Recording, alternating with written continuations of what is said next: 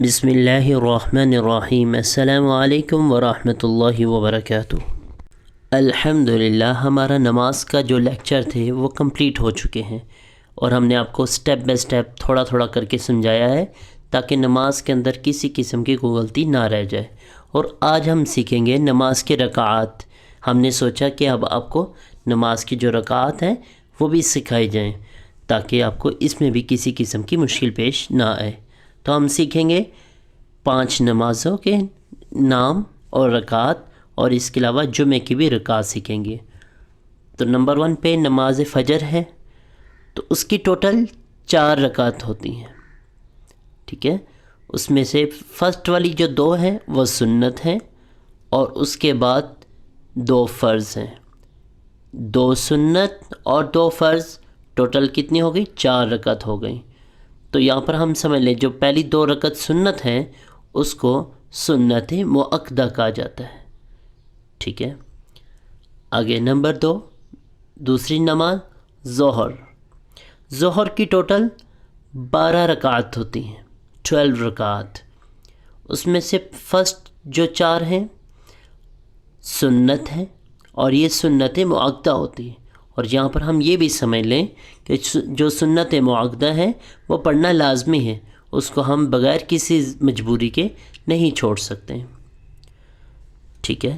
4 سنت اور اس کے بعد 4 فرض، پھر اس کے بعد 2 سنت، یہ بھی مؤکدہ ہیں، ٹھیک ہے، اور اس کے بعد آخر میں 2 نفل، ٹوٹل 12 رکعت ہو گئی۔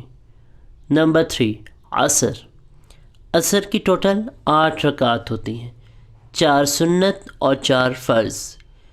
یہ فرسٹ والی 4 سنت ہیں، یہ سنت غیر مؤکدہ ہیں، ٹھیک ہے۔ آگے نمبر 4 پہ دیکھیے مغرب۔ مغرب کی ٹوٹل 7 رکعات ہوتی ہیں، اس میں سے پہلی 3 فرائض ہیں، ٹھیک ہے، 3 رکعت فرض ہیں، اور اس کے بعد 2 سنت، یہ بھی سنت مؤکدہ ہیں، اور اس کے بعد 2 نفل ہیں، ٹھیک ہے۔ یہ ٹوٹل کتنی رکعت ہو گئی؟ 7 رکعت ہو گئی۔ اس کے بعد دیکھیے نمبر 5 پہ نماز عشاء۔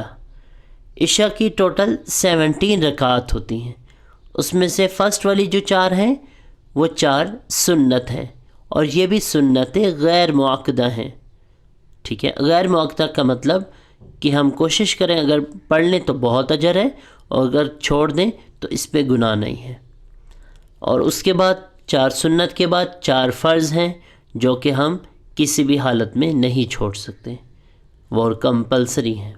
جتنے بھی فرائض ہیں اس میں ہم نے کوشش کرنی ہے اس کو مس نہیں کرنا، اور فرائض کے اندر ہم یہ بھی کوشش کرتے ہیں کہ فرائض کو ہم کھڑے ہو کے ادا کریں، بغیر کسی شرعی عذر کے بیٹھ کے ادا نہ کریں۔ تو انشاءاللہ چھوٹے چھوٹے جو مسائل ہیں نماز کے، ہم آپ سے وہ بھی شیئر کرتے رہیں گے تاکہ آپ وہ بھی سیکھیں۔ ہم بات کر رہے ہیں نماز عشاء کی۔ نماز عشاء کی فرسٹ 4 سنت ہیں جو کہ سنت غیر مؤکدہ ہیں، اس کے بعد 4 فرض ہیں، اور اس کے بعد 2 سنت ہیں، اور یہ سنت مؤکدہ ہیں، اور اس کے بعد 2 نفل ہیں، پھر اس کے بعد 3 وتر ہیں جو کہ واجب ہیں اور یہ پڑھنے لازمی ہیں۔ 3 وتر کے بعد آخر میں 2 نفل ہیں، ٹھیک ہے۔ تو یہ ٹوٹل کتنی رکعت ہو گئی؟ 17۔ اور اس کے بعد دیکھیں جمعۃ المبارک ہے، اس میں 4 سنت ہیں، ٹھیک ہے، اور اس کے بعد 2 فرض ہوتے ہیں جو ہم امام کے ساتھ ادا کرتے ہیں، اور اس کے بعد 4 سنت ہیں، پھر 2 سنت ہیں، پھر اس کے بعد آخر میں 2 نفل ادا کیے جائیں گے۔ اور ایک بات ہم یہ مائنڈ میں رکھیں گے یہاں پر کہ جمعۃ المبارک کی جو نماز ہے وہ جماعت کے ساتھ ادا کی جائے گی تو 2 فرض پڑھے جائیں گے۔ اگر ہمارا کسی عذر کی وجہ سے، کسی پرابلم کی وجہ سے اگر ہماری جماعت رہ جاتی ہے تو پھر ہم 2 رکعت فرض نہیں پڑھیں گے بلکہ 4 رکعت اپنے ادا کریں گے، جیسا کہ ہم ظہر کی نماز میں ادا کرتے ہیں۔ تو اب الحمدللہ ہم نے 5 نمازوں کے نام اور رکعات سیکھ لیں، اور اس کے بعد ہم نے جمعے کے بھی رکعات کو سیکھ لیا۔